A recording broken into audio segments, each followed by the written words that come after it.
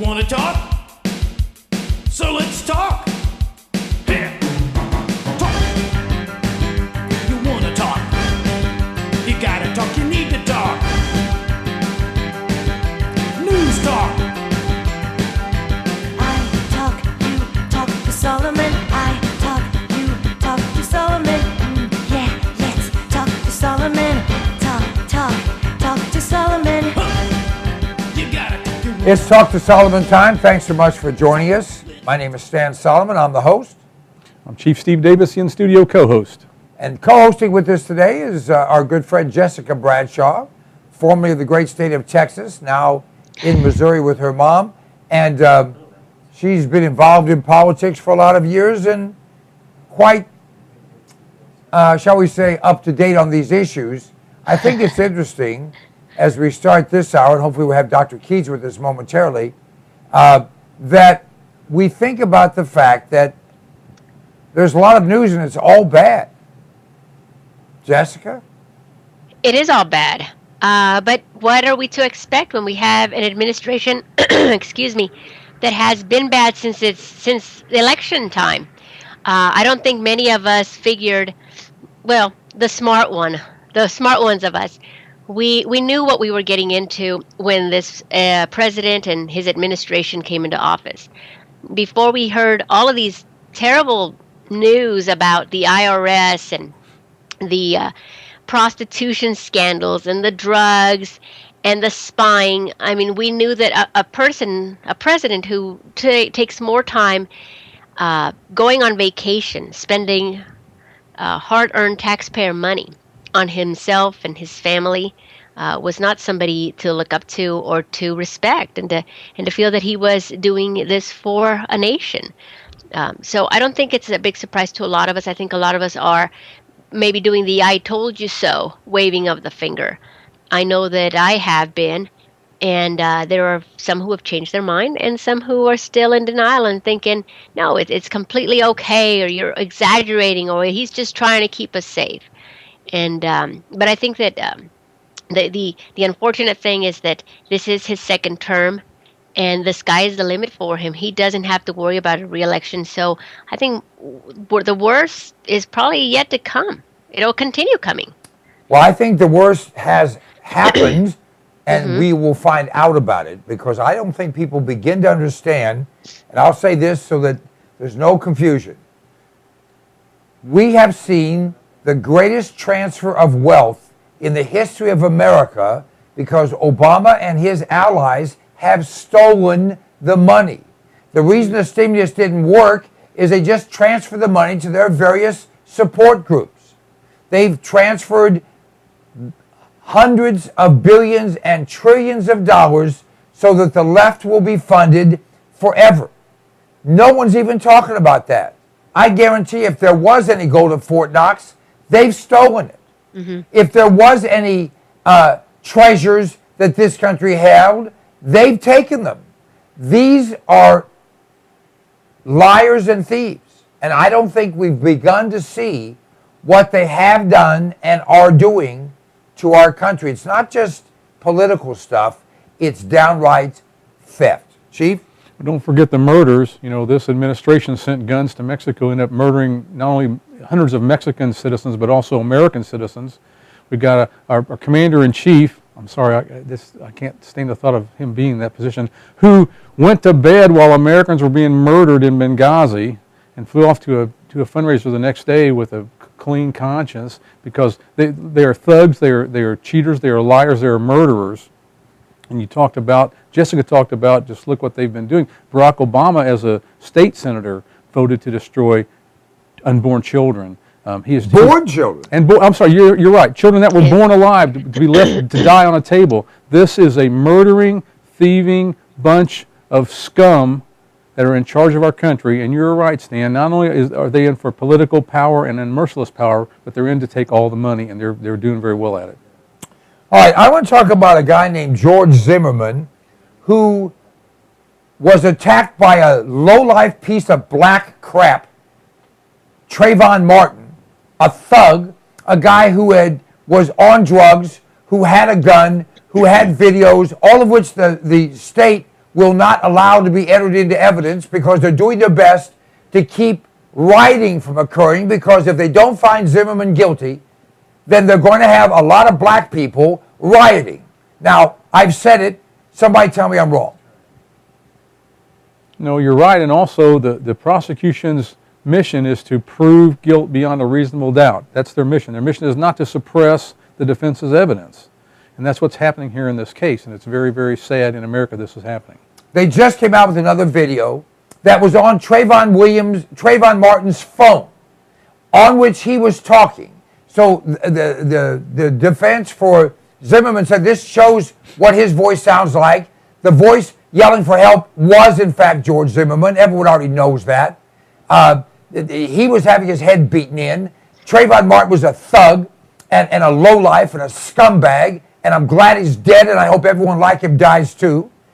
Just want to make sure you're not confused about my feelings here.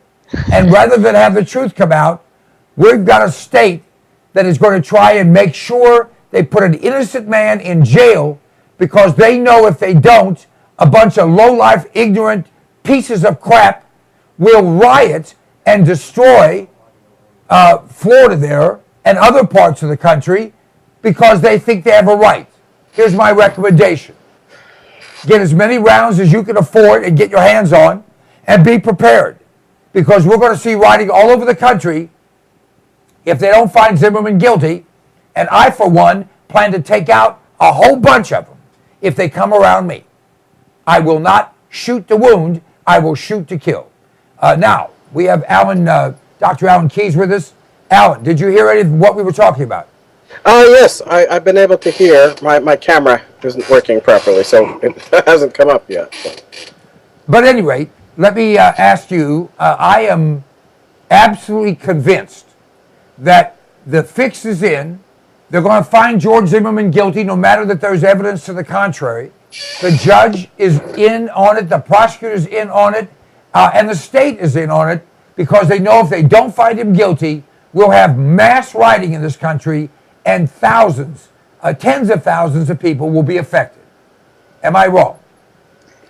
Oh, I'm really not sure, Stan. I wish that I believed that that was the sort of greatest challenge we faced at the moment to our domestic peace, because I don't think it is. But I think that it's a symptom of the problem, that people are expecting it, and that things have been happening over the course of the last several years, including a lot of the random violence that's been perpetrated in our cities by gangs of folks who are from the black community, and things of this kind that have really created an impression that we are sitting on some kind of a racial powder keg. And I think that impression is actually being fomented by the Obama faction in order to help terrorize the country.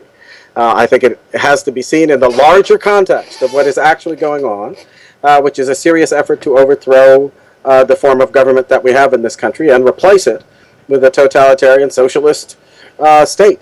And I think that everything that I've tried to get people to see over the course of the last many years is now crystal clear. I don't see how anybody who isn't already just part of the tyrant's constituency fails to realize what these people are up to and what they represent. But I sadly also understand that what can I expect from folks who are people who have a job of work to do, who are Americans not particularly involved in politics as their first vocation? How can I expect that they would understand and help to raise the alarm about this when you've got people sitting in the leadership in the Congress who aren't taking seriously the wholesale assault that is now taking place against constitutional self-government in America in every respect? Our institutions, our basic constitutional rights, our basic unalienable rights, the right we have to expect a government that is not abusing the strength and power of America to weaken us as a people in foreign policy, to weaken us through the importation of a foreign constituency into America, to replace the people here in terms of the political balance of our country. All of this is taking place. And to watch what John Boehner and his buddies are doing in Congress while it happens would give you the impression that this is business as usual and that nothing's going on here. Just move along. So I think that people of this country are desperate now to find leaders who will speak to the crisis, speak to the threat we face, and mobilize what I think is the decent majority of people in this country who have not given up on the Constitution of America and won't do so without a fight. And fight is really a part of the theme of this show tonight. I think you know that Jessica Bradshaw has returned from parts unknown to join us again. Hello, Dr. Keys. How are you? Hi, I'm pretty good. How are you? Great. It's nice to be back. But Jessica, let me ask you to address that. You said something a little earlier that I absolutely agree with, but you made the point that the majority, that based on your knowledge, you're being a Hispanic lady and being part of that community and being in various parts of the country, that Hispanics, the illegals, the illegal community, the legal community that supports the illegal community, they basically said, Obama's going to give us this, and we'll give him that. Basically, he's going to give us health care, and he's going to give us education, and he's going to give us whatever support, and we're going to support him, and he's going to give us citizenship, and that is the feeling among the 15 or 20 or 25 million illegals and the 20 or 25 or 30 million legal Hispanics in this country, and they want to carve out and feel they will carve out a position of substance, because when you combine the illegals and the legals, they're the second largest group in this country, right? Yes, they are. Texas right now is going through its own changes where they are realizing that the Latino community will soon overtake every other ethnic group, and Texas will be a Latino state. And so, of course, the Democrats are licking their chops. And the thing is, Democrats ride on the coattails of previous Democrats, whether they agreed on the same thing or not. They'll ride on the coattails. And as I mentioned, and you brought up again, yes, the Latino community is being told by the mainstream media that these are gifts from Obama and his administration, that the path to citizenship is something that he is working toward. And if he didn't do it sooner, it was because, he had an uncompliant Congress, he had the Republicans to blame, but now he's going to do it. And this is why this is top priority on their agenda. Unfortunately, the Republican Party has come late to the picnic table, and they have now also made it their number one agenda item. But they are being steamrolled by the liberal Democrats to agree and basically acquiesce.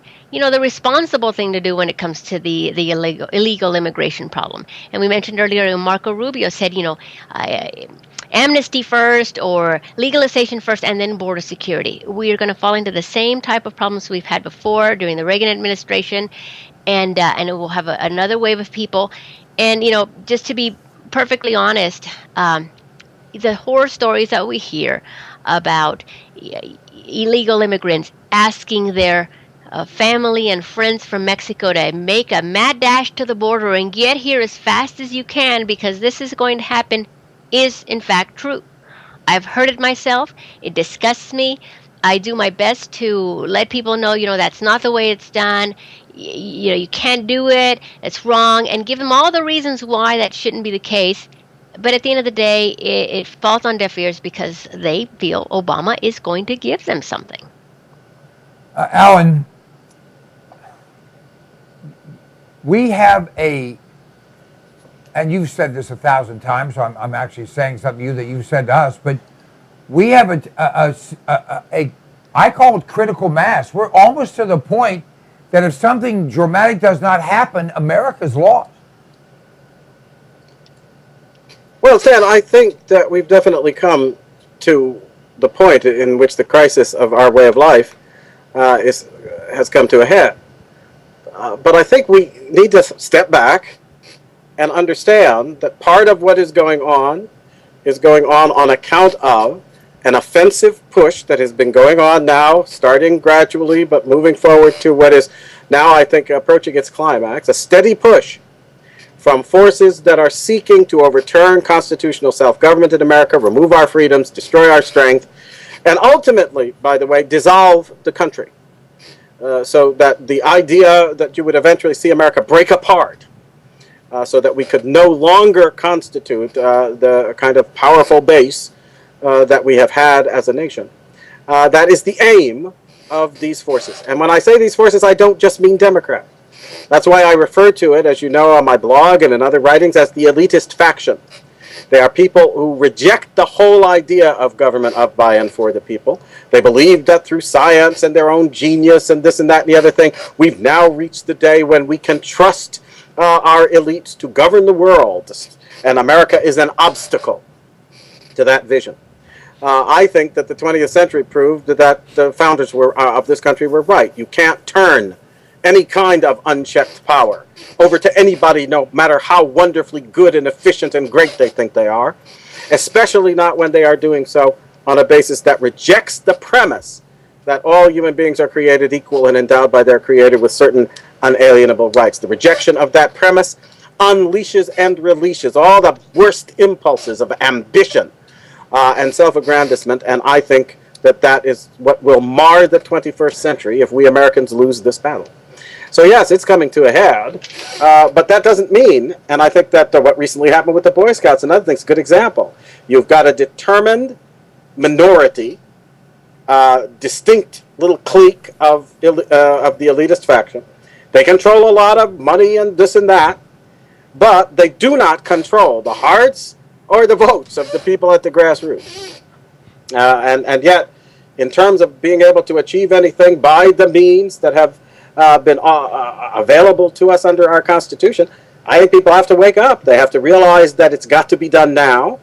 And the second thing, Stan, that nobody wants to say but must be understood. It must be said from the rooftops. I'll give, in the present situation, I may give the notion that some people still cling to, that the Republicans offer any kind of hope for stopping this effort to overthrow the Constitution, or that their leadership even wants to. I will give people like that maybe a little benefit of doubt and say, okay, we're at the crisis now. Across the board, we are seeing, whether it's Benghazi, whether it's the IRS, whether it's the NSA, everything that's happening confirms the view that power is now being abused by Obama and his cohorts in disregard of our most basic constitutional rights and institutions. That being the case, the way to deal with it that the Constitution provides is for the House of Representatives to sound the alarm, to make it clear to the American people that we are in this crisis, that it's serious, and that people must come together to stop them. And the power that they have to do that is called impeachment. The impeachment process does not mean that you have the votes to remove. It does mean that you have the votes to sound the alarm, to conduct an investigation, and to essentially put an abusive executive in the position where the whole country is scrutinizing his actions while the Congress, with their constitutional power, demands answers, which he no longer has the prerogative to refuse. Because under the impeachment power, in the case of impeachment, the president has no executive privilege. His pardoning power, his power to reprieve and shield those who work with him, is suspended in the case of impeachment. And so I think it's clear what has to be done here. And if the Republicans refuse to do it, it will be the final proof that they are not his opponents, they are his collaborators. And when people wake up to this, they will finally drop them and start to, from the grassroots up, standing up as one person around the country, they will move to create a vehicle that will actually represent them and for which they can vote so as to restore the constitutional integrity of this country. Again, I couldn't agree more. The question is, will the Republicans, that's not a question, they won't. They will say, I can hear Boehner right now, we want to maintain control of the House. It's critical. If we bring up impeachment, we will lose the House because people won't understand what Dr. Keyes is talking about. And so in order to maintain some ability to oppose and slow down, we have to maintain the House. That would be their answer. But that's a lie. Okay, it's a lie. It's the statement that is made either by people who are collaborating with Obama and therefore want to give him the time to complete the overthrow of the Constitution, or it's made by incompetents who don't have the understanding or the skill to do what's needed for this country right now. I think all across this nation, and we've seen it in the course of the last week, some people are finally beginning to wake up and realize that Obama isn't just about taking away the rights of this right-wing group and that Christian group and so forth and so on. He's invading everyone's privacy. He's destroying everyone's rights. He's betraying the security of every person in this country. And people are beginning, without regard to this or that, party line and all this garbage, they're beginning to wake up and say, no, well, wait a minute, we didn't bargain for that. We don't want a tyranny here. We didn't put you in office so you could become our tyrant. And yet that's exactly what they're realizing is going on. When I sounded this alarm years ago, right, years ago, started looking at people and saying, this man is a dyed-in-the-wool communist.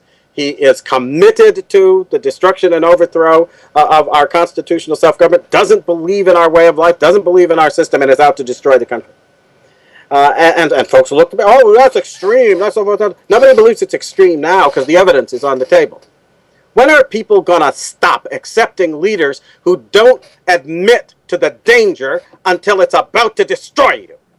When was the last time you saw somebody defend themselves successfully against a danger that hadn't been foreseen some time off so you could prepare to deal with it? And it is still, I say it, there's still time.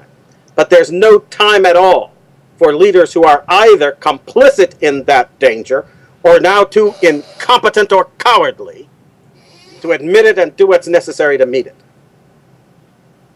Well, again, it can't be argued with. Chief? Just a quick comment. I just thought about this. It appears that the Obama administration is weak on fighting terrorism. But I now believe that's really a tactic that they're using because every time that there's a terrorist attack, they can then use the cry that says, oh, we must now do more intrusive looks into the public to gain information to try and fight terrorists, when in reality, they're using these terrorist attacks as ways to get their opponent's information and use that against them. Well, there's no question. And in fact, if their quote-unquote invasive surveillance and the like was at all effective, they would have prevented a Boston. We didn't have a Boston. We didn't have a Colonel Hassan under Bush. We've had all these things under Obama because Obama, even if they find out about them, they don't do anything about it because they want terrorist attacks because terrorist attacks make people insecure, and when you give up your freedom for security, as we all know, you end up with neither. I want to kind of go down the same path here. Well, we'll go take a break, and then when we come back, I want to talk about the IRS. I don't think people begin to understand what's happened here. I don't think they understand that Romney's tax returns were given to Obama's forces. I don't think they begin to understand that there is no such thing as privacy or freedom or protection. Government is the enemy of all Americans, left or right. We'll be back in just a moment.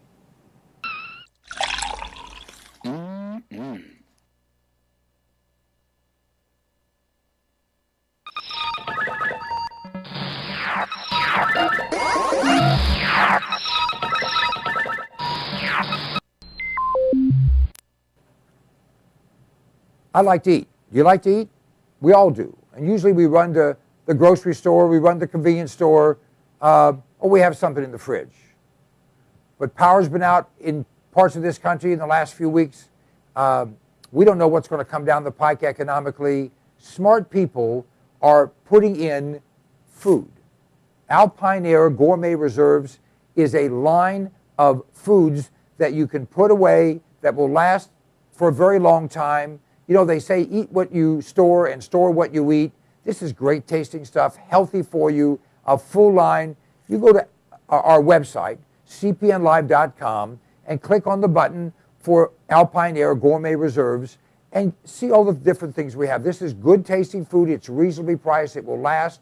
And it's worth its weight in gold if a problem arises. I know you don't think there's going to be anything that goes wrong. Actually, you do.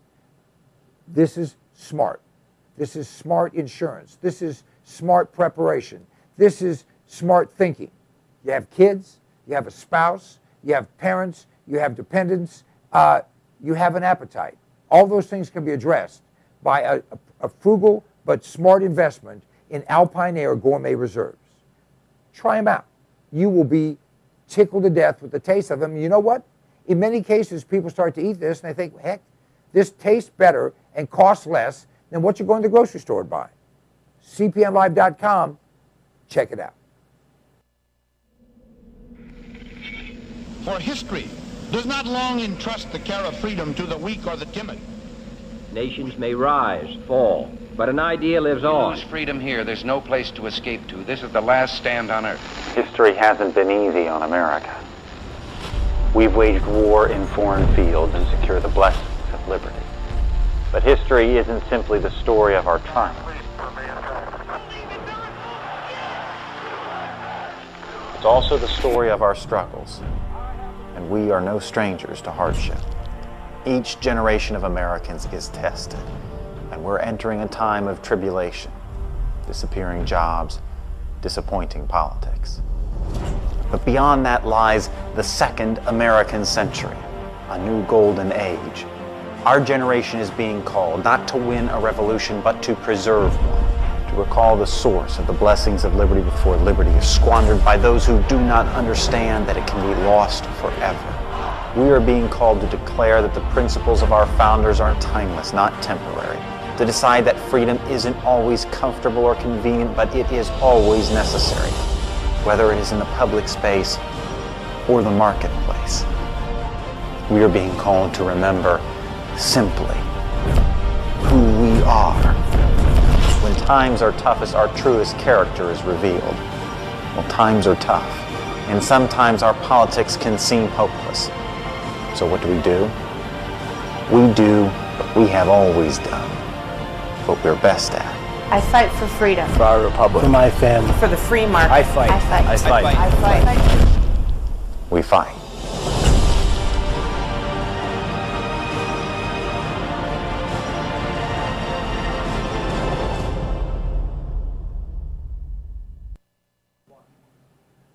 Hey, my name is Stan Solomon, and you know if I have something to say, I'll say it. And I'll only tell you the truth because I'm a Republican, not a Democrat. Democrats always lie. Republicans only lie half the time. I don't lie at all. This is the Fuel Mule. It's an extraordinary product that was developed by a friend of mine, an engineer, and it increases the fuel mileage on your vehicle. If you have a combustion engine, this will increase your mileage by 10 to 20%. It bolts around your fuel line. You can install it yourself or have your mechanic do it. It is an extraordinary item and it flat works. I've been using it for more than 10 years. It's increased my mileage on every vehicle I put it on, and by the way, it will last forever. You can get rid of your vehicle, just take it off and put on the next one. Go to cpnlive.com. You'll have more information there. You can order it right there. We absolutely guarantee you'll be satisfied.